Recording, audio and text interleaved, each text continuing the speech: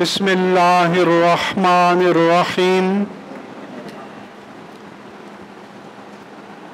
نحمده ونصلي ونسلم على رسوله الكريم سیدنا و مولانا محمد وعلى آلہ وصحبہ اجمعین۔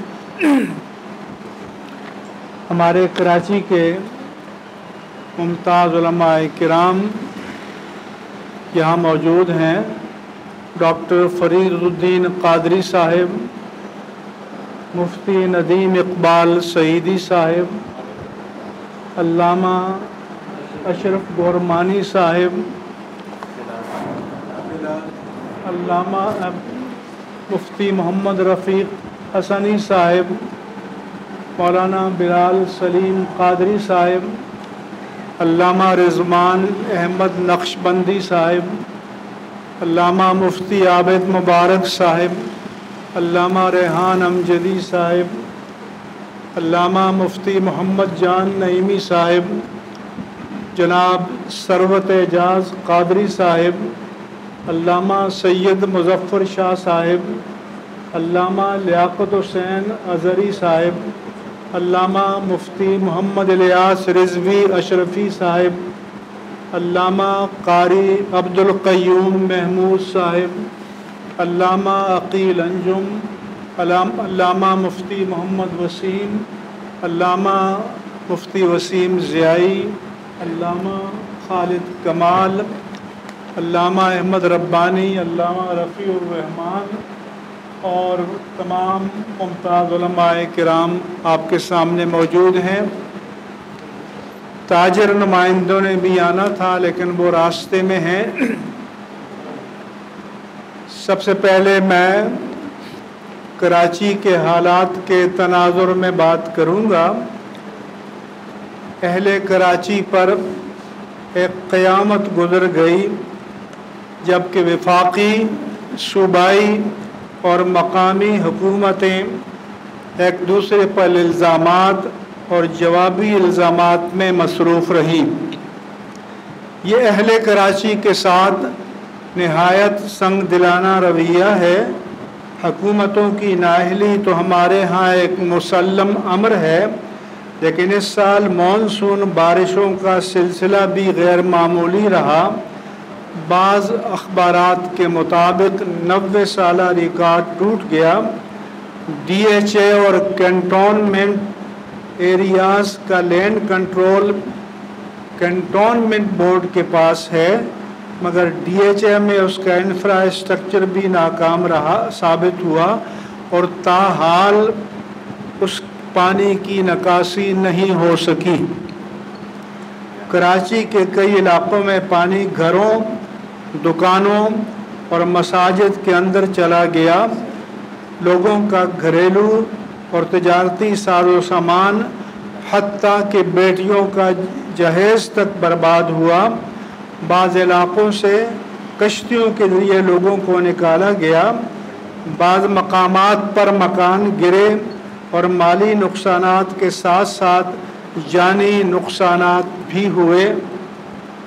بعض لوگوں کی لاشیں نالوں سے ملی۔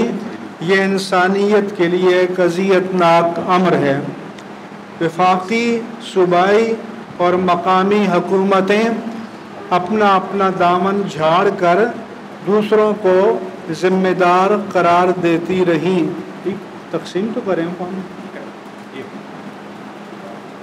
بلیم گیم کا سلسلہ جاری رہا۔ بعض وفاقی وزراء نے کراچی کے دورے کیے لیکن فوٹو سیشن کے علاوہ کچھ نہیں کیا۔ یہ دکھی انسانیت کے زخموں پر نمک چھڑکنے کے مترادف ہے۔ ہم اپنی دینی، ملی اور قومی ذمہ داری سمجھتے ہیں کہ کراچی کے علمیے پر توانا آواز بلند کریں۔ وزیر اعظم جناب عمران خان اور صوبہ سندھ کی حکومت سے ہمارا مطالبہ ہے کہ کراچی کے علمیے کو معمولی نہ سمجھا جائے۔ شہر کا انفراسٹرکچر برباد ہو چکا ہے۔ سڑکیں ناکارہ ہو چکی ہیں، سیوریج لائن کا نظام فیل ہو چکا ہے، پانی کی سپلائی ضرورت سے کم ہے، موبائل سروس، سڑکیں، انٹرنیٹ اور بجلی کا نظام بالکل ناکام ہو چکا ہے۔ اور ایسا لگتا ہے کہ کے الیکٹرک کو نہ وفاقی حکومت کی کوئی پرواہ ہے نہ ہماری اعلیٰ عدالتوں کی۔ لوگ حیران ہیں کہ اس ادارے کی پیچھے کون سی غیبی طاقت ہے کہ حکومت اس پر ہاتھ ڈالنے سے گریز کر رہی ہے اور کوئی باز پرس بھی نہیں ہو رہی۔ من مانے بل وصول کیے جا رہے ہیں، ان کا فرانزک آڈٹ ہونا چاہیے اور خیانت اور دھوکہ دہی سے عوام سے لی گئی رقوم واپس ہونی چاہیے۔ نالوں، فٹ پاتھوں اور خالی جگہوں پر تجاوزات قائم کی گئیں۔ کے M C, K D A, water board, D M C, M D A اور ایل ڈی اے کے لینڈ کنٹرول کے باقاعدہ محکمے ہیں، افسروں کی بھرمار ہے۔ سوال یہ ہے کہ ان کے ہوتے ہوئے یہ سب کچھ کیسے ہوا؟ نیز کون سی سیاسی اور حکومتی قوتیں ہیں جن کی چھتری تلے یہ کام ہوتے رہے اور قانون اندھا اور بہرا ہو گیا؟ کراچی کا انفراسٹرکچر، سڑکیں، sewerage line, water line, electric system وغیرہ 2.5 کروڑ کی آبادی کے لیے ہرگز نہیں بنایا گیا تھا، نہ اس کے بناتے وقت لاکھوں کی تعداد میں فلیٹس کا کوئی تصور تھا، مگر انفراسٹرکچر کو بدلے اور توسیع دیے بغیر یہ سب کچھ ہوتا رہا۔ ہمارا وزیر اعظم سے مطالبہ ہے کہ کراچی کی بحالی کے لیے فوری اور دیر پا منصوبے بنائے جائیں۔ ہماری نظر میں فوری ترجیحات یہ ہیں: نمبر 1، وزیر اعظم کراچی کی تاریخی تباہی کے ازالے اور بحالی کے لیے تاریخی پیکج کا اعلان کریں، اور اہل کراچی کے لیے کرونا وائرس پلس سے بھی زیادہ بڑی آفت ہے، لہذا کرونا کے لیے جو پیکج 144-45 ارب کا امداد کے لیے اعلان کیا گیا تھا، کراچی اس سے زیادہ بڑے پیکج کی حقدار ہے۔ نمبر 2، ٹوٹی پھوٹی سڑکوں اور گڑھوں کی مرمت فوری طور پر کی جائے، ورنہ یہ سڑکیں کھنڈرات میں تبدیل ہو جائیں گی اور حادثات کا بھی سبب بنیں گی۔ نمبر 3، شہر کی موجودہ ضروریات کے مطابق سیوریج لائنیں بچھائی جائیں جو بارش کے پانی کا دباؤ برداشت کر سکیں۔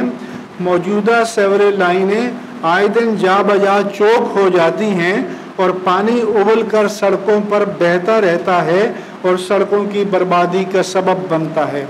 نمبر 4، کے الیکٹرک کے ترسیلی نظام کو شہر کی ضرورتوں کے مطابق بنایا جائے جو ہر بارش اور ہر موسم میں کارآمد رہے، اور اس بات کی بھی تحقیق کی جائے کہ کے الیکٹرک نے پاکستانی بینکوں سے سکوک کے عوض جو ارب روپے لے رکھے ہیں وہ کہاں خرچ ہوئے۔ جب تک تیسر ٹاؤن، ہاکس بے اور اسکیم 33 کا ترقیاتی کام مکمل نہ ہو جائے، سندھ گورنمنٹ کی طرف سے اور نجی پارٹیوں پر ہاؤسنگ اسکیم لانچ کرنے کی پابندی عائد کی جائے، اور ایم ڈی اے اور ایل ڈی اے کے مالی معاملات کا فرانزک آڈٹ کیا جائے۔ 2 سال پہلے نئی اسکیم کے نام پر ایم ڈی اے نے پبلک سے جو اربوں روپے وصول کیے جائے وہ کہاں ہیں؟ جب تک نمبر 6، قبرستان، مسجد، اسکول، کالج، اسپتال اور پارک کے لیے آبادی کے تناسب سے رفاہی پلاٹ نہ رکھے جائیں، کسی بھی سرکاری یا پرائیویٹ ہاؤسنگ اسکیم کی منظوری نہ دی جائے۔ نمبر 7، گزشتہ ادوار میں چائنا کٹنگ کے ذریعے فٹ پاتھوں، پارکوں اور نالوں پر قبضے کیے گئے ہیں، ان کی شفاف اور غیر جانبدار انکوائری کی جائے اور ذمہ داروں کو قانون کی گرفت میں لیا جائے۔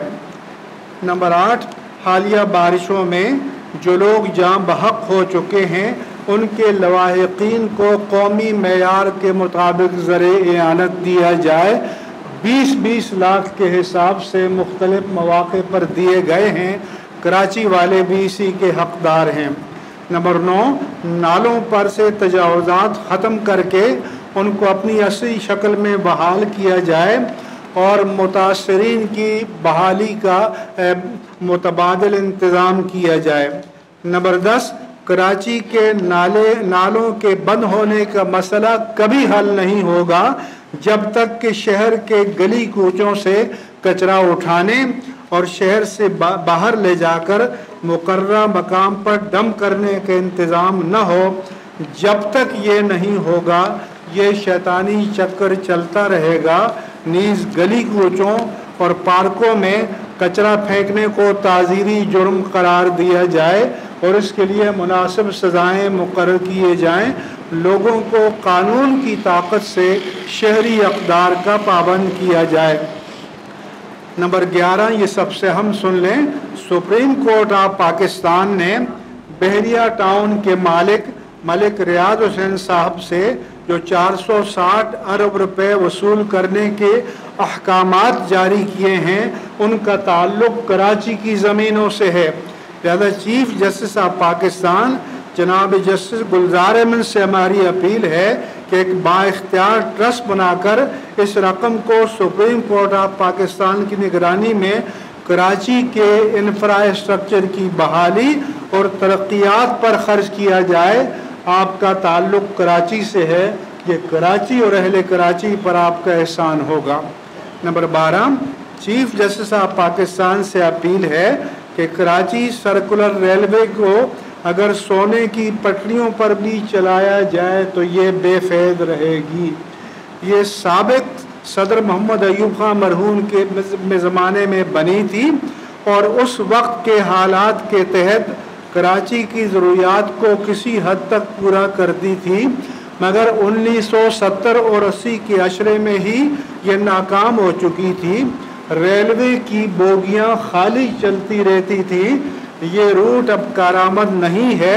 कराची की ज़रूरत लाहौर की ऑरेंज ट्रेन की तरह या दुबई की फ्लाई ओवर ट्रेन की तरह जदीद ट्रेन का इंतज़ाम है जो मेन शाहराहों पर चले, लोग अपने करीबी स्टेशन से उसमें बैठें और अपनी मंजिल पर जाकर उतरें। सिंध हुकूमत ने सूबा सिंध के कई अजला समेत कराची को आफतज़दा करार दिया है, लेकिन ये नहीं बताया कि इस ऐलान का फ़ायदा कराची, हैदराबाद और सिंध के मुतासरा अजला को क्या मिलेगा और कैसे मिलेगा, इसकी वजाहत मतलूब है। बरसों से ज़ेर इल्तिबा ग्रीन लाइन बस मंसूबे को फौरी तौर पर पाए तकमील तक पहुँचाया जाए।